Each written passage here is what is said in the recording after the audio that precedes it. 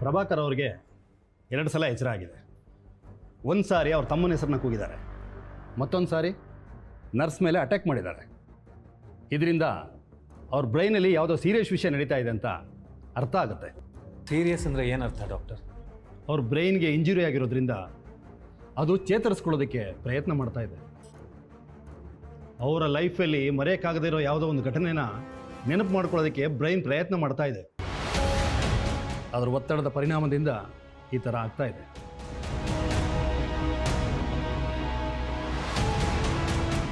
ಮೊದಲು ಸೈಲೆಂಟ್ ಆಗಿದ್ದವರು ಸಡನ್ನಾಗಿ ಎದ್ದು ಯಾರ ಮೇಲೂ ಅಟ್ಯಾಕ್ ಮಾಡ್ತಾರೆ ಅಂತ ಹೇಳಿದ್ರೆ ಯಾವುದೋ ಹಳೆ ನೆನಪು ತೀವ್ರವಾಗಿ ಕಾಡ್ತಾ ಇದೆ ಅಂತ ಅರ್ಥ.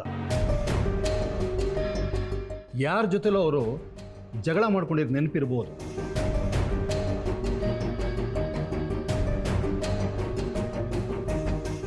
ಯಾರ ಮೇಲೂ ಅವ್ರಿಗೆ ತುಂಬ ಕೋಪ ದ್ವೇಷ ಇರ್ಬೋದು.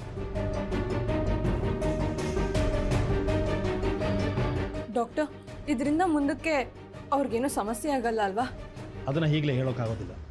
ಅವರು ಎದ್ದೇಳಬೇಕು, ನಾವು ಅವ್ರ ಹತ್ರ ಮಾತಾಡಬೇಕು. ಅಲ್ಲಿವರೆಗೂ ನಾನು ಯಾವುದೇ ಜಡ್ಜ್ಮೆಂಟಿಗೆ ಬರೋಕ್ಕಾಗೋದಿಲ್ಲ. ಡಾಕ್ಟರ್ ಪ್ಲೀಸ್ ಹಾಗೆಲ್ಲ ಹೇಳಿಬಿಡಿ. ದಯವಿಟ್ಟು ಹೇಗಾದರೂ ಮಾಡಿ ಅವರನ್ನು ನಾರ್ಮಲ್ ಸ್ಥಿತಿಗೆ ತರೋದಕ್ಕೆ ಪ್ರಯತ್ನ ಮಾಡಿ. ಆ ಪ್ರಯತ್ನ ಖಂಡಿತ ಮಾಡೋಣ. ಅವರು ಕೋಮದಿಂದ ಹೊರಗಡೆ ಬಂದಿದ್ದಾರೆ ಅಂತ ಹೇಳಿದ್ರೆ ಅದಕ್ಕಿಂತ ಖುಷಿ ವಿಚಾರ ಇನ್ನೊಂದಿಲ್ಲ. ಅವರು ಈಗ ಮೆಡಿಸಿನ್ಗೆ ಸಹಕರಿಸ್ತಾ ಇದ್ದಾರೆ. ಆದರೆ ನೀವು ಹುಷಾರಾಗಿ ನೋಡ್ಕೋಬೇಕು ಅಷ್ಟೇ. ಹುಷಾರಾಗಿ ಅಂದರೆ ಏನರ್ಥ ಡಾಕ್ಟರ್? ಮತ್ತೆ ಯಾರ ಮೇಲಾದರೂ ಅಟ್ಯಾಕ್ ಮಾಡ್ಬೋದು ಅಂತನಾ? ಅದು ಗೊತ್ತಿಲ್ಲ. ನೀವೆಲ್ಲ ಸುತ್ತಮುತ್ತ ಇದ್ರಿ, ಅವರು ನಿಮ್ಮ ಮೇಲೆ ಅಟ್ಯಾಕ್ ಮಾಡ್ಬೋದಾಗಿತ್ತು. ಅದು ಬಿಟ್ಟು ನರ್ಸ್ ಮೇಲೆ ಯಾಕೆ ಅಟ್ಯಾಕ್ ಮಾಡಿದ್ರು ಅನ್ನೋದನ್ನು ಸ್ಟಡಿ ಮಾಡಬೇಕಾಗತ್ತೆ. ಅವ್ರ ಜೀವಕ್ಕೇನು ಅಪಾಯ ಇಲ್ಲ ತಾನೇ ಡಾಕ್ಟರ್? ನೋ ಆ ಥರ ಏನಿಲ್ಲ. ಆದರೆ ಬ್ರೈನು ರಿಕವರಿ ಆಗೋದಕ್ಕೆ ಎಷ್ಟು ದಿನ ಟೈಮ್ ತೊಗೊಳುತ್ತೋ ಗೊತ್ತಿಲ್ಲ.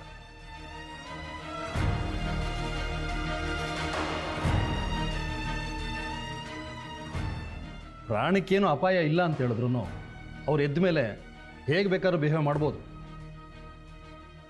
ಅದ್ರ ಬಗ್ಗೆ ನೀವು ಮೆಂಟಲಿ ಪ್ರಿಪೇರ್ ಆಗಿಬಿಡಿ.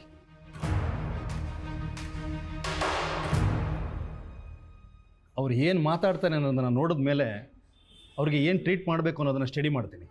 ಸರಿ ಡಾಕ್ಟರ್.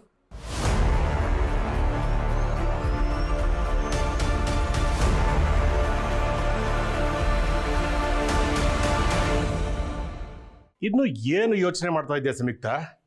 ಕೊಲ್ಲೋದಕ್ಕೆ ಆಗಲ್ವಾ? ಒಂದು ಪ್ರಾಣ ಹೋಗುತ್ತೆ ಅಂತ ಕರುಣೆ ಹುಡ್ತಾ ಇದೆಯಾ ಅಕ್ಕ? ಹಾಗೇನಾದ್ರೂ ಇದ್ರೆ ಹೇಳ್ಬಿಡು, ನಮ್ಮನ್ನೆಲ್ಲ ಬಿಟ್ಟು ಒಳ್ಳೊಳಗ ಕೊಟ್ಟಿದ್ಯಾ ಏನೋ? ಅಭಿ ಹತ್ರ ಹೋಗಿ ನಿನ್ನ ಅಪ್ಪ ಅಮ್ಮನ ಕೊಂದಿದ್ದು ನಾವೇ ಅಂತ ತಪ್ಪನ್ನ ಒಪ್ಕೊಂಡ್ಬಿಡ್ತೀಯಾ? ಓ, ನಿನ್ನ ಪ್ಲಾನ್ ಇವಾಗ ಅರ್ಥ ಆಯ್ತು ಅಕ್ಕ. ಇನ್ನು ಯಾವ ಪ್ಲಾನು ವರ್ಕೌಟ್ ಆಗಲ್ಲ, ಹಾಗಂತ ತಪ್ಪನ್ನು ಒಪ್ಕೊಂಡ್ಬಿಟ್ರೆ ಶಿಕ್ಷೆ ಸ್ವಲ್ಪ ಕಮ್ಮಿ ಆಗುತ್ತೆ, ಇದೇ ಮನೇಲಿ ಇರ್ಬೋದು ಅಂತನಾ? ಇಷ್ಟೊಂದೆಲ್ಲ ಪ್ಲಾನ್ ಮಾಡ್ತಾ ಇದ್ರೆ ಹೇಳ್ಬಿಡು ಸಂಯುಕ್ತ, ನನಗೆ ಈ ಥರ ಬದುಕಕ್ಕಾಗಲ್ಲ. ಆ ಅಭಿ ಕೈಲ ಉಗಿಸ್ಕೊಂಡು ದಾಸನಾಗಿರೋದಕ್ಕೆ ತುಂಬ ಕಷ್ಟ ಆಗತ್ತೆ. ಇರೋ ದುಡ್ಡನ್ನ ಸಮಪಾಲ್ ಮಾಡಿ ಕೊಟ್ಬಿಡು, ಎಲ್ಲಾದ್ರೂ ಹೋಗಿ ಬದುಕೊಳ್ತೀನಿ. ಹೇಳಕ್ಕ, ನಿನ್ನ ಪ್ಲಾನ್ ಅದೇ ಇದೆಯಾ ಹೇಗೆ? ಕೊಲ್ಲೋದನ್ನು ಬಿಟ್ಟು ಬೇರೆ ಏನಾದರೂ ಮಾತಾಡೋಣ.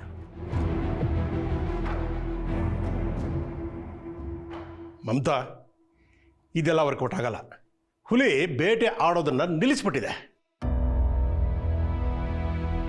ಸಸ್ಯಾಹಾರಿ ಆಗೋಕೆ ಹೋಗ್ತಾ ಇದೆ. ಅಕ್ಕ, ಯಾಕೆ ಹೀಗೆ ಆಡ್ತಾ ಇದೆಯಾ? ನಿನ್ನ ಸೈಲೆನ್ಸ್ ನಮ್ಮನ್ನೆಲ್ಲ ಸಾಯಿಸ್ತಾ ಇದೆ. ಇನ್ನೊಂದು ಸ್ವಲ್ಪ ಹೊತ್ತಲ್ಲಿ ಅಭಿ ಫೋನ್ ರಿಂಗ್ ಆಗ್ಬೋದು. ಹಾ, ಆ ಪ್ರಭಾಕರ ಸತ್ಯ ಹೇಳ್ಬಿಡ್ಬೋದು. ನಮ್ಮ ನಿಜ ರೂಪ ಏನು ಅಂತ ಗೊತ್ತಾದ್ರೆ ಅಭಿ ಸುಮ್ಮನೆ ಇರ್ತಾನ? ಅವನಿಗೆ ಹೇಗೆ ಮುಖ ತೋರಿಸೋದು?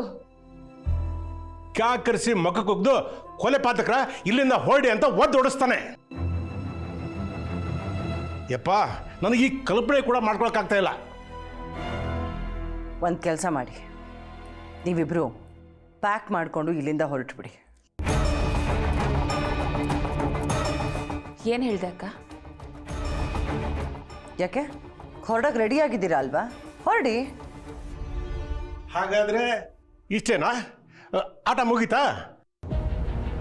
ಆಟ ಮುಗೀತು ಅಂತ ಡಿಸೈಡ್ ಮಾಡ್ಕೊಂಡಿರೋದು ನೀವಿಬ್ರು, ನಾನಲ್ಲ. ಇನ್ನೂ ಆಟ ಇದೆ ಅನ್ನೋದಾದ್ರೆ ಏನಾದರೂ ಮಾಡು ಸಂಯುಕ್ತ. ನನ್ನ ಮೈಂಡು ಬ್ಲಾಕ್ ಆಗಿದೆ, ನನಗೆ ತಲೆ ಓಡ್ತಾ ಇಲ್ಲ, ನನಗೆ ಏನು ಮಾಡಬೇಕು ಅಂತ ಗೊತ್ತಾಗ್ತಾ ಇಲ್ಲ. ದಯವಿಟ್ಟು ಒಂದು ಸ್ವಲ್ಪ ಹೊತ್ತು ನೀವಿಬ್ರು ಸುಮ್ಮನಿರಿ. ಮಮತಾ, ನಿಮ್ಮ ಅಕ್ಕ ನಂಬ್ಕೊಂಡ್ರೆ ಏನೂ ಪ್ರಯೋಜನ ಇಲ್ಲ. ನಾವೇ ಏನಾದರೂ ಮಾಡಬೇಕು.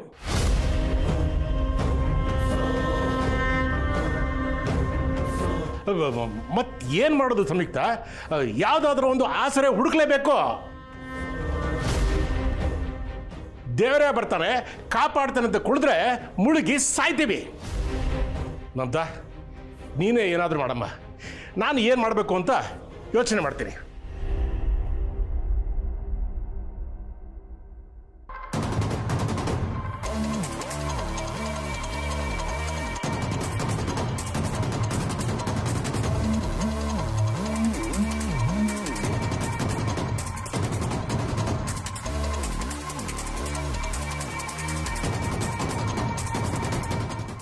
ಹೊಳಿತು ಬಾವ. ಹಾ, ಫೈನಲ್ ಹೊಳಿತಾ? ನಾವು ಬಚಾವ? ಏನಮ್ಮ ಅದು? ಏನು ಅಂತ ಹೇಳು. ನಾನೇನು ಮಾಡ್ಬೇಕು ಹೇಳು. ನೀವ್ಯಾರು ಏನು ಮಾಡೋದು ಬೇಡ, ನಾನೊಬ್ಬಳೇ ಮಾಡ್ತೀನಿ. ಓಕೆ ತಾನೇ? 200% ಓಕೆ. ನಮ್ಮನ್ನು ಸೇವ್ ಮಾಡ್ಕೊಳ್ಳೋದಕ್ಕೆ ಇದೊಂದೇ ಪ್ಲ್ಯಾನ್ ಅನ್ನಿಸ್ತಾ ಇದೆ. ಏನಮ್ಮ ಅದು? ಅದೇನಂತ ಈಗ ಹೇಳಲ್ಲ, ಮಾಡಾದ್ಮೇಲೆ ಹೇಳ್ತೀನಿ. ಮಮತಾ, ಬೇಡ ಸಂಯುಕ್ತ, ಬೇಡ. ಅವಳು ಏನೋ ಪ್ಲಾನ್ ಮಾಡಿದ್ದಾಳೆ, ಅದೇನು ಅಂತ ವರ್ಕೌಟ್ ಮಾಡಲಿ ಬಿಡು. ಬೆಳೆಯೋವ್ರಿಗೆ ಬೆಳೆಯೋಕೆ ಬಿಡು, ತುಳಿಬೇಡ. Mamata, carry on.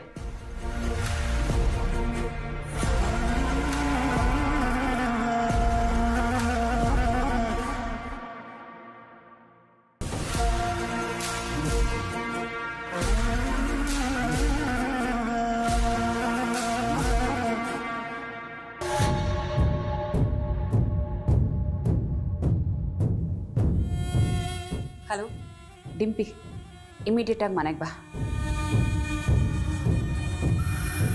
ಮಮತಾ, ಡಿಂಪಿನ ಯಾಕೆ ಕರಿತಾ ಇದೆಯಾ? ಹೇಳ್ತೀನಿ ಬಾಬಾ.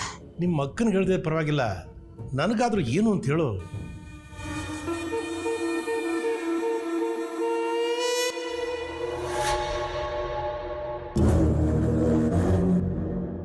ಆದ್ಯ, ವಿಷಯ ಗೊತ್ತಾಯ್ತಾ? ಪ್ರಭಾಕರ್ ಅಂಕಲ್ ಕೋಮದಿಂದ ಆಚೆ ಬಂದ್ರಂತೆ. ಆದ್ಯ, ಹಲೋ ಆದ್ಯ. ಹಾಂ ಮನ್ವಿ, ವಿಷಯ ಕೇಳಿ ತುಂಬ ಖುಷಿ ಆಗ್ತಿದೆ. ನಿನಗೆ ಮೊದಲೇ ವಿಷಯ ಗೊತ್ತಿರ್ಲಿಲ್ವಾ? ನೀನೇ ನಂಗೆ ಕಾಲ್ ಮಾಡ್ತೀಯ ಅಂತ ಕಾಯ್ತಿದ್ದೆ. ನಾನೇ ಕಾಲ್ ಮಾಡ್ಬೇಕಾ ನಿಂಗೆ? ಇಂಥ ಸಂತೋಷದ ವಿಷಯನ ಹೇಳೋಕ್ಕಾಗಲ್ವಾ ನಿಂಗೆ? ನನಗೂ ಈಗಲೇ ಗೊತ್ತಾಗ್ತಿರೋದು ಮನ್ವಿ. ಈಗ್ಲಾ? ಅಂದರೆ ನೀನು ಹಾಸ್ಪಿಟಲಲ್ಲಿ ಇಲ್ವಾ? ಹಲೋ ಆದ್ಯ, ಮಾತಾಡು ಆದ್ಯ. ಇಲ್ಲ, ನಾನು ಹಾಸ್ಪಿಟಲಲ್ಲಿ ಇಲ್ಲ, ಮನೇಲಿದ್ದೀನಿ. ನೀನ್ಯಾಕೆ ಹಾಸ್ಪಿಟಲ್ ಹೋಗಿಲ್ಲ? ಅದು ಬೈಕಲ್ಲಿ ನಿಶಿ ಅಮ್ಮಯ್ಯ ಹೋದ್ರು, ಅದಕ್ಕೆ. ಅಮ್ಮೆಯನ್ ಬೈಕಲ್ಲಿ ನಿಶ್ಯಾಕೆ ಹೋಗ್ಬೇಕು? ಅವನ ಬೈಕಲ್ಲಿ ನೀನು ತಾನೇ ಹೋಗ್ಬೇಕು. ಸರಿ, ಈಗ ಯಾರಿದ್ದಾರೆ ನಿನ್ನ ಜೊತೆ? ಯಾರೂ ಇಲ್ಲ, ನಾನು ಒಬ್ಬಳೇ ಇದ್ದೀನಿ. ನೀನು ಒಬ್ಳೇ ಇದೆಯಾ? ನೀನಾಗ ಬರಲ್ಲ ಅಂತ ಹೇಳ್ದ್ಯೋ ಇಲ್ಲ ಬಿಟ್ಟೋದ್ರಾ? ಹೇಳು ಆದ್ಯ, ನಿನ್ನ ಅಮ್ಮೆಯ ಬಿಟ್ಟೋದ್ನಾ? ಆ ವಿಷಯ ಕೇಳಬೇಡ ಬಿಡು. ಯಾಕೆ ಕೇಳಬಾರ್ದು? ನನ್ನ ಹತ್ರ ಹೇಳ್ಕೊಳ್ಳೋಕ್ಕೆ ಮುಜುಗರನಾ? ಪ್ಲೀಸ್ ಆದ್ಯ, ನೀನು ಈಗಲೂ ವಿಷಯಗಳನ್ನು ಮುಚ್ಚಿಡ್ಬೇಡ. ಅದೇನು ಅಂತ ನನ್ನ ಹತ್ರ ಹೇಳ್ಕೊ. ಏನು ಅಂತ ಹೇಳ್ಕೊಳ್ಳಿ?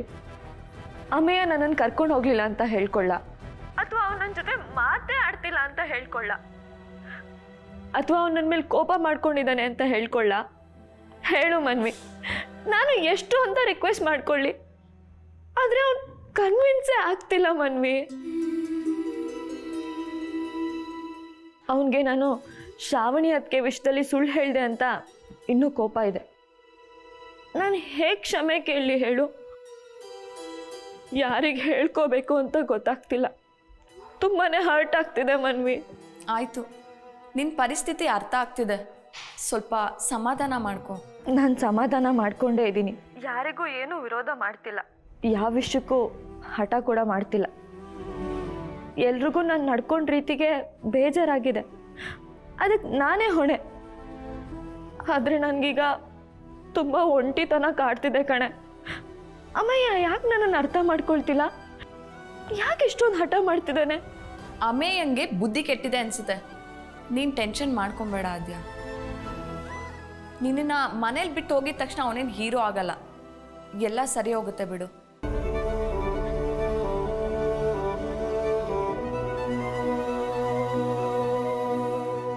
ಓ, ಆದ್ಯ ಒಬ್ಬಳನ್ನೇ ಮನೇಲಿ ಬಿಟ್ಟು ಹೋಗಿದಾರಾ?